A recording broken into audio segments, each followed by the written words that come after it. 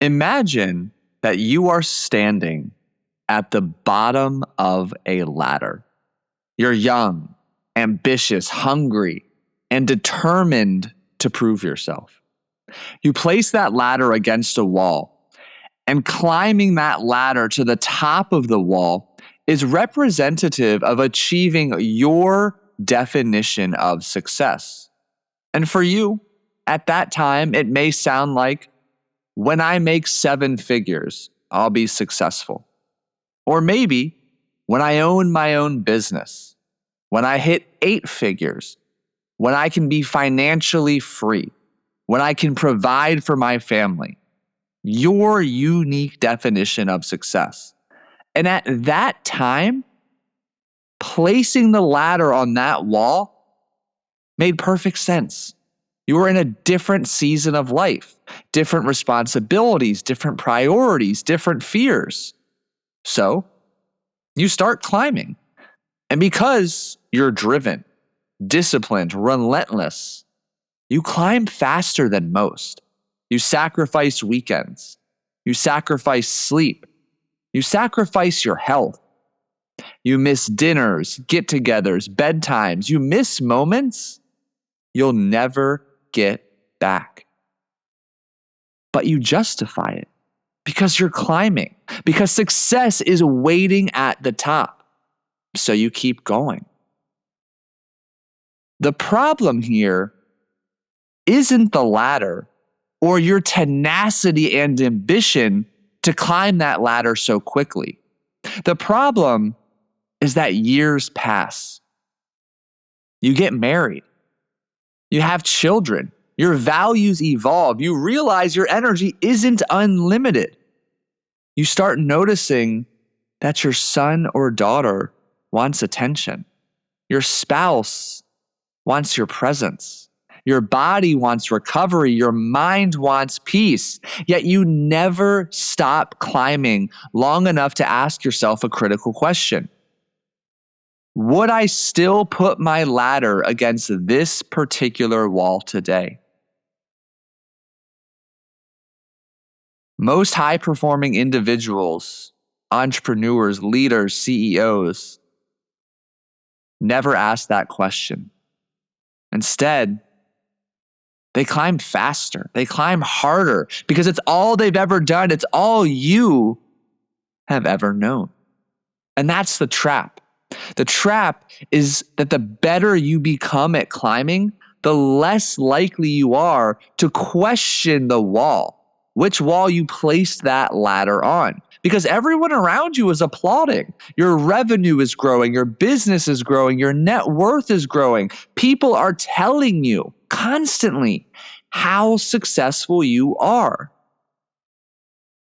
But behind the scenes, what is also growing are your stress levels, anxiety, and irritability.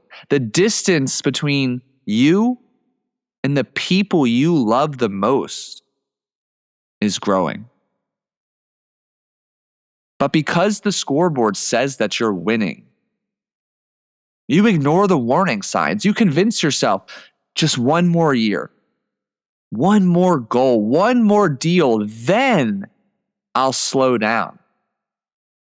But then it never comes. And eventually one of two things happens. You reach the top, or life forces you to stop climbing. And for the first time, you look around. You realize that you spent years pursuing a definition of success created by a much younger version of yourself, a version of you who didn't have a spouse, didn't have children, didn't understand the cost of chronic stress, didn't understand how empty achievement can feel when every victory immediately gets replaced by another target. And that's when the painful question emerges.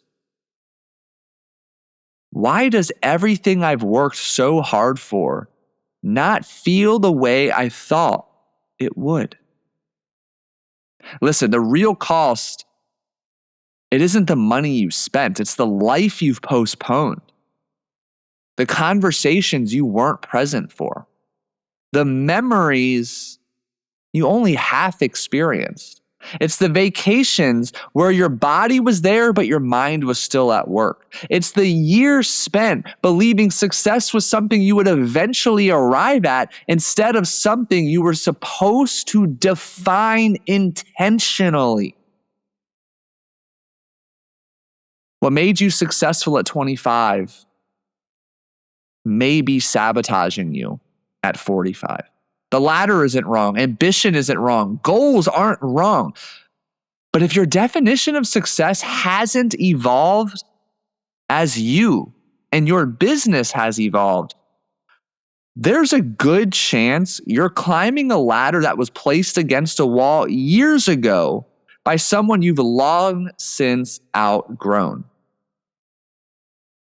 And the worst possible outcome isn't failing to reach the top. It's reaching the top and realizing you no longer want what you've spent your life chasing. And that is the topic of today's conversation. I mean, candidly, that could be the podcast in and of itself. Mic drop moment. Go listen to that 3 times over because I know it hits hard. I know because it hit hard for me. This whole entire episode was more or less created for a younger version of me because I know you too need to hear this message. Welcome back to another episode of the Unstuck High Performer Podcast. I'm your host, Paul Salter. I'm so grateful you're here. If you're new to the show, here's what you can expect every single Monday: a deep, candid, vulnerable solo episode. Messaging, insights, perspectives, a kick in the ass that you need to hear. And every Thursday, I am joined by an incredibly successful individual. Successful on paper, and maybe not successful internally at that stage of their life, but they come to this show committed to being vulnerable, open, honest, and candid about the trade-offs and sacrifices they've experienced climbing the next rung of that ladder to experience significant and sustainable success. And I personally find so much value in those conversations, and I know you will too. And listen, my goal here in every single episode is to share a nugget, a perspective, something that lands hard, that gets you to stop. Stop the patterning, the destructive patterns of believing, thinking, feeling, and behaving that are holding you back from your potential. And we're going to dive right in today. And one of the key points that I want you to take from today's conversation is that success is not a destination, it's a definition. And if you never consciously update that definition, you'll continue sacrificing things that matter now to pursue things that mattered then. And I remind you, listen, you're listening to this show, you don't have a success problem. You have an outdated success definition problem. And by the end of today's episode, I'm gonna fucking challenge you to begin redefining your definition of success, potentially reclaiming ownership of being the author of your definition of success. Because if you are still operating with the definition of success that was really at the time the catalyst for your entrepreneurial journey, I'm here to tell you that it's costing you dearly.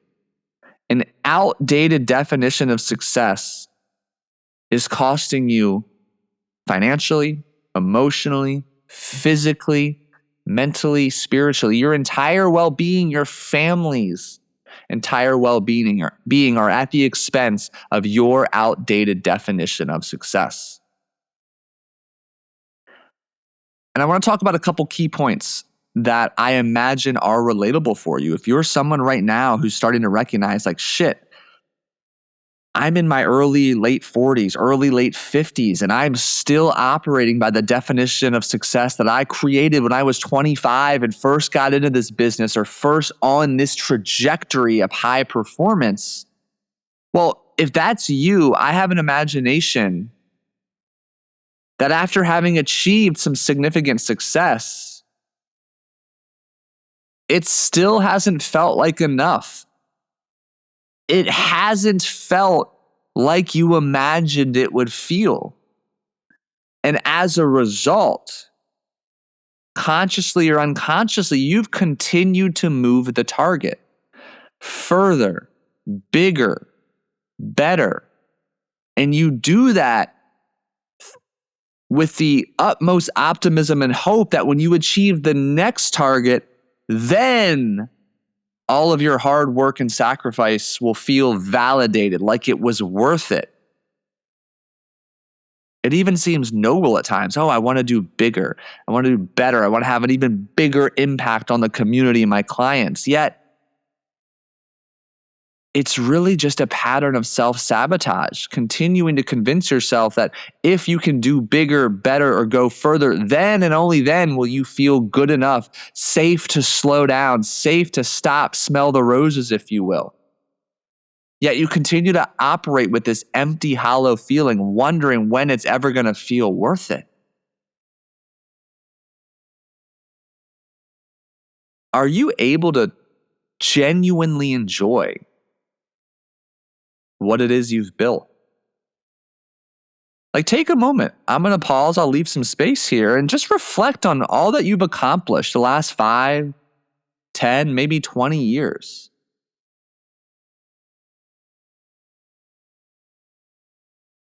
How many trips and vacations were you truly present?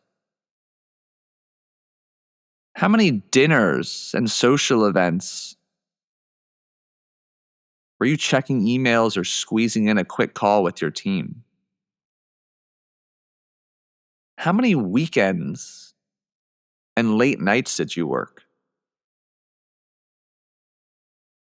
How many moments did you experience that you regretted what you said, what you did, because you operated from a place of agitation, irritability, and anxiety when you were forced to step away from work?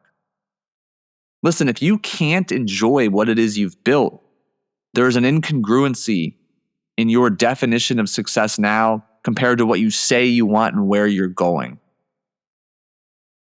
You say you're doing this for your family, but at what cost? At what cost to your family? At what cost to greater projects and opportunities to leave an impact? You know, as I was putting together the notes for this episode, I was reminded by one of my clients who I've mentioned and told a little of his story before. I'll expand upon it now, but one of my clients is a financial wealth manager. He also has formed recently a partnership with a couple other, insurance brokers and financial managers to get this incredibly large partnership together that's going to have a significant impact, not only on his pockets, but on the people he serves and his team members. And oh, by the way, he's got an app that just went to marketplace. He's got a lot going on. But what I don't think I've shared before is out of college, he was kind of lost, struggling, not sure what he wanted to do. And he became a teacher for a little while. And he's teaching, making absolute pennies on the dollar, making no money at all. He's newly married. His daughter is on the way. Now he suddenly is a father, and he's making no money. And for years, he's working incredibly hard. But guess what? His income, it isn't going up because that's not how it works as a teacher. So realizing something needed to change as he was now soon to be a father of 2. He's married. He wants to be a provider. He wants to live the life he's always dreamed of living. He makes a significant change. He leaves teaching behind and he gets into the world of financial planning and wealth management. And if you're in that space, you know as well as I do, in those first couple of years, you've got to grind. You've got to build your network, build connections, get your referral word of mouth revenue stream going.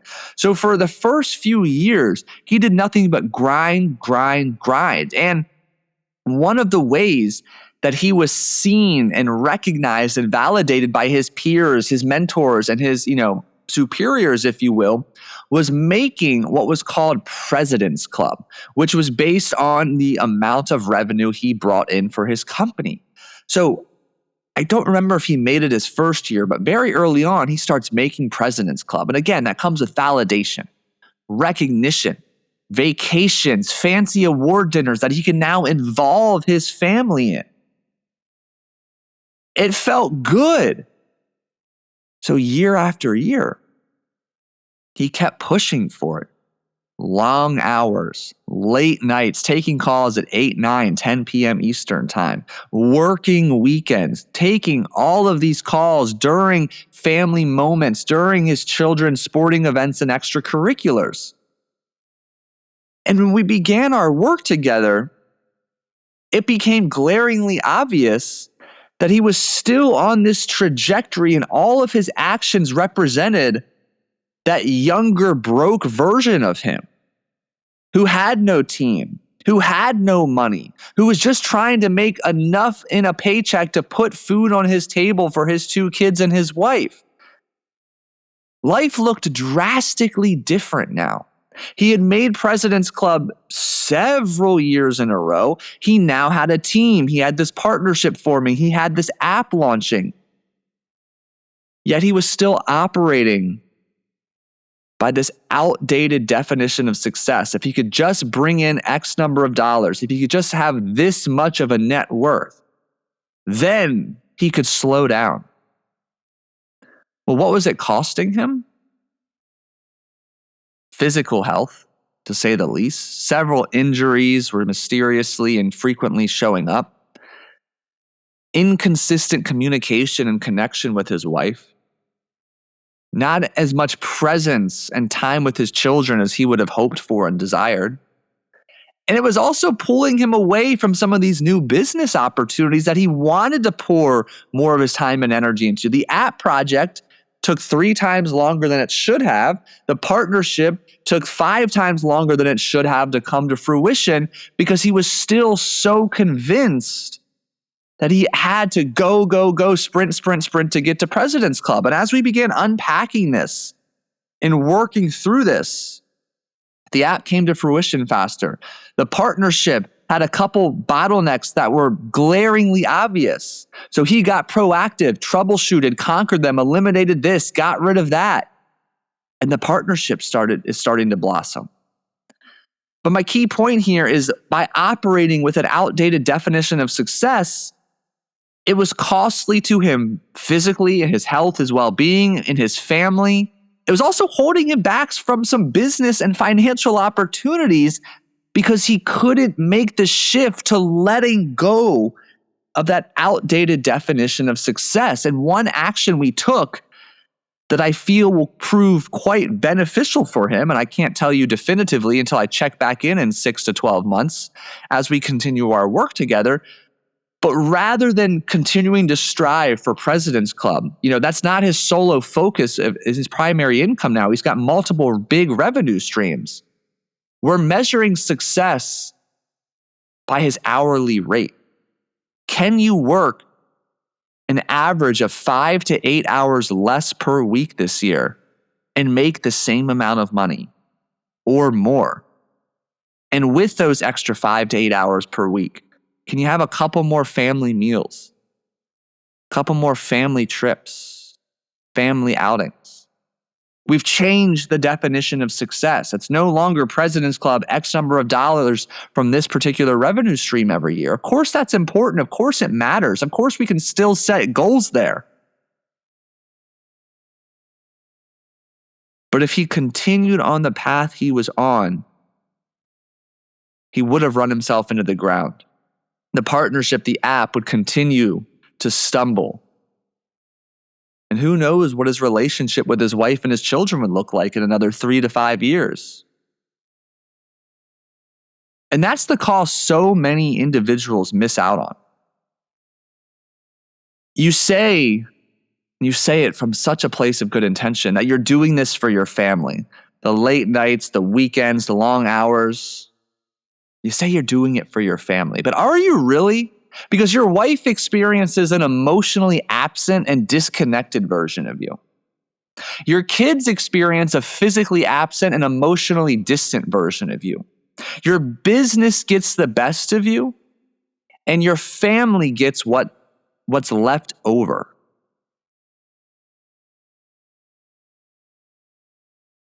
I've shared before, I wore my work ethic, my ability to work late nights, long hours, and weekends like a badge of honor. I bragged about it for many, many years.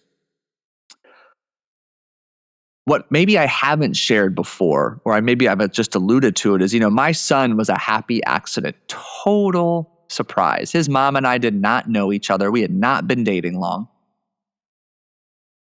And I've shared jokingly but seriously before, there is no blueprint for fatherhood. But what I'm getting at here is there was a time, my son was born in November. I took 3 or 4 weeks off. And then, the last couple of weeks of the year, very light workload, kind of just preparing for the new year. So by the time January rolls around, my son's about 6 years old. His mom and I are still together at this point. We're living together. There was a few weeks there where I'm a new father, but I'm still operating by that broke, anxious, scarcity mindset entrepreneur that I've been operating from for the last 10, 12, 15 years. Meaning, I've continued with my usual tactics, actions, decisions, and antics, working long hours. And I had scaled back significantly, but I had scaled back my hourly or my number of hours worked per week as a single man. But now here I was in a relationship and the father of a newborn. And there was a few weeks there where I continued to work through meals, work late, and was not nearly as present or helpful as I could have and should have been with my son. And it took some obviously hard conversations with his mother at the time, getting that candid feedback, how I was not showing up to the best of my ability, and presenting that, to myself through my journal reflections, discussing it with some of my mentors, like, fuck, she's right. I'm not as present as I could be. I don't really know any different. This is just such a tough time for me. It's such a transition. And it was at a time where, the hospital bills have just come in. She hasn't worked in a year. I haven't really worked in 6 weeks. And I had all these justifications and excuses to just keep doing what I've always been doing. But that doing what I've always been doing was tied to being a single man, not a father. Something needed to change. And there was a period where I felt a lot of anger. And I've shared this before, just anger at the situation. I was being confronted and challenged. I had to change my behaviors, my decisions, my actions. It was such an attack on life as I knew it, on me as I knew me, my identity. My definition of success had to change. And it evolved. It will and continue to evolve. And I believe to this day, my son saved me. It was not a sustainable trajectory, my work ethic, my inability to really rest and slow down. And he forced that. And my definition of success has really evolved. It's multifaceted, but there at the top of the priority, I have my son 50% of the time. When I have my son, my definition of success is my ability to be present with him. And something I ask myself as I lie down in bed every single night, specifically when I have him, is, was I present with him today? And for me, that means I'm not on my phone. I'm not on social media. I'm absolutely not working on my laptop. My office door is closed. Did I intentionally spend time playing with him, reading him books? When we ate meals together, was the TV off and it was just the two of us? That's how I measure and define success. And then when I'm not with him, my goalpost or one of my Northern Stars is ensuring that I am able to give the best version of myself to him on the days I have him. That's taking care of myself physically, mentally, emotionally, spiritually. It's the meditation, the sauna, the plunge, the workouts, the time off to recover, to play, to relax, to have fun. Because one of my goals as a father is to show him what is possible, how he can have anything he desires with the right work ethic and tenacity. Yet he has to learn from me and my mistakes that there is plenty of room for play, for fun, for adventure, to lead with curiosity. And I've got to be at my best to bring that to fruition. I've got to role model it for him. And something I learned in this reflection and this unlearning period of time for me that I think will relate to you is I became pretty damn good at things that once mattered that no longer mattered in this chapter of life. Like my income was growing, my ability to change lives was improving, strengthening, my skill sets were improving. There was a period of time where my health was just stagnant. My relationship with his mom obviously grew stagnant to strained to bad to gone. Friendships looked different, even disappeared. Stress and anxiety were the only two consistent things that increased in my life.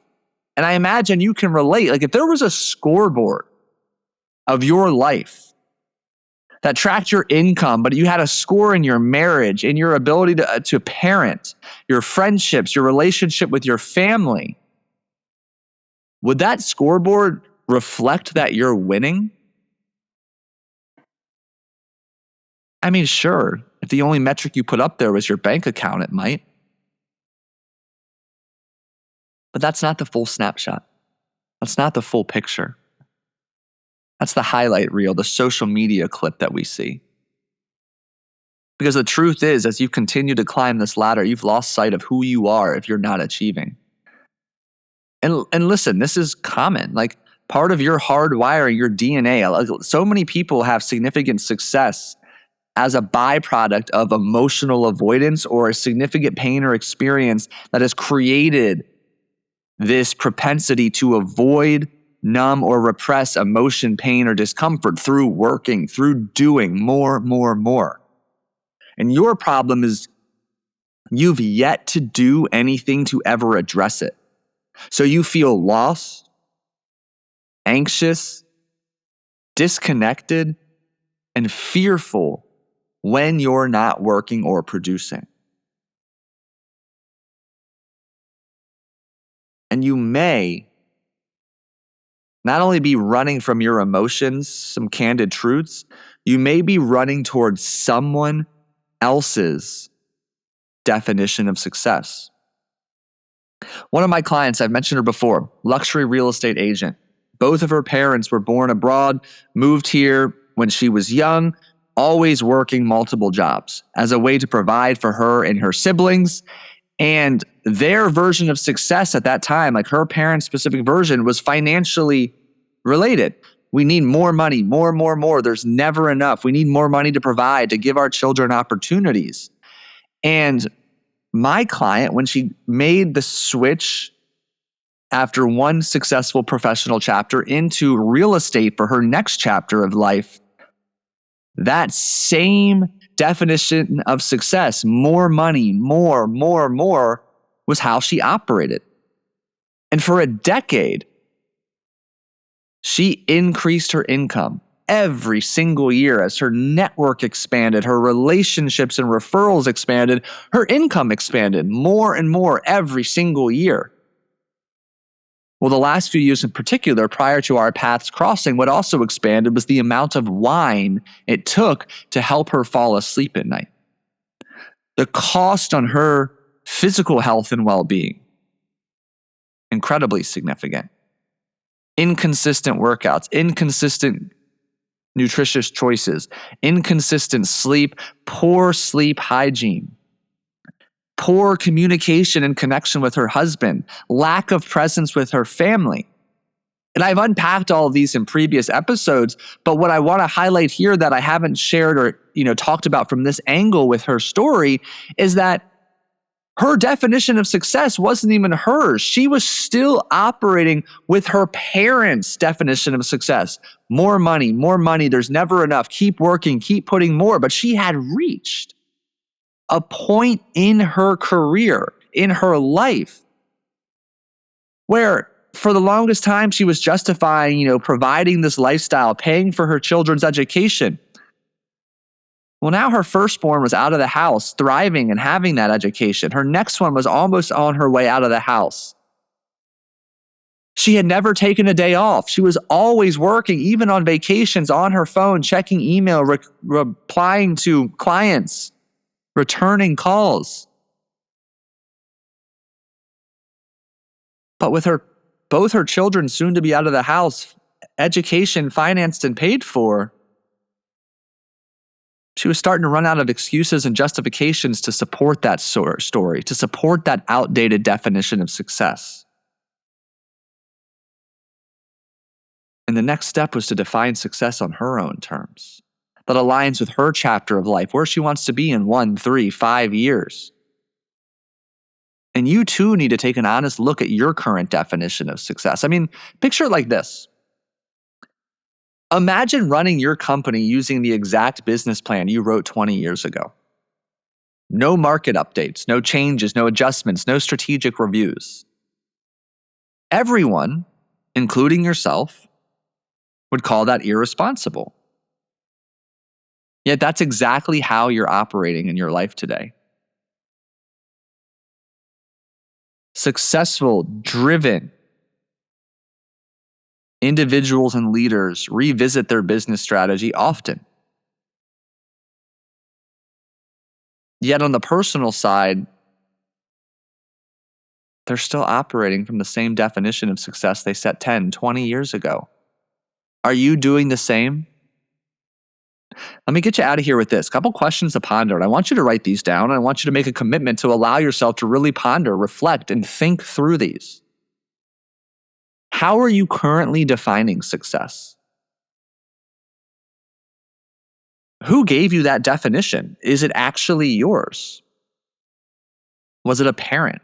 Was it a boss, a mentor, somebody on social media? What is your current definition of success costing you?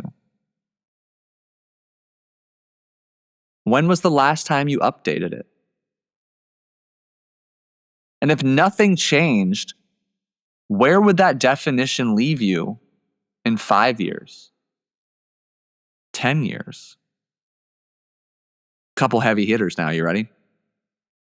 If you achieved every goal on your list, but lost your health, would you still call it a success? If you doubled your income, but destroyed your marriage, would you still call it a success? Before we wrap up, I want to leave you with one final question. What wall is your ladder currently leaning against? Not the answer you gave yourself 10 or 20 years ago, not the answer your industry, your parents, or society gave you, but today, right now.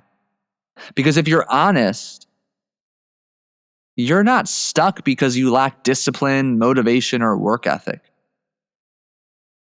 You're stuck because you're relentlessly pursuing a definition of success that you've never stopped to question. And no amount of achievement will create fulfillment if you're climbing towards the wrong destination. The most successful people I work with, they don't come to me because they need another strategy, tactic, or productivity hack. They come to me because they realize they've reached a point where the next level requires a different definition of success, a different identity, a different way of operating. If this episode hit a nerve, if you recognize yourself in these patterns and you're ready to redefine success in a way that allows you to win in business without losing yourself, your health, your marriage, or your presence with the people you love, well, I'd like to help. And you can take action to apply for one-on-one private coaching with me by using the link in the show notes below. The goal isn't to stop climbing.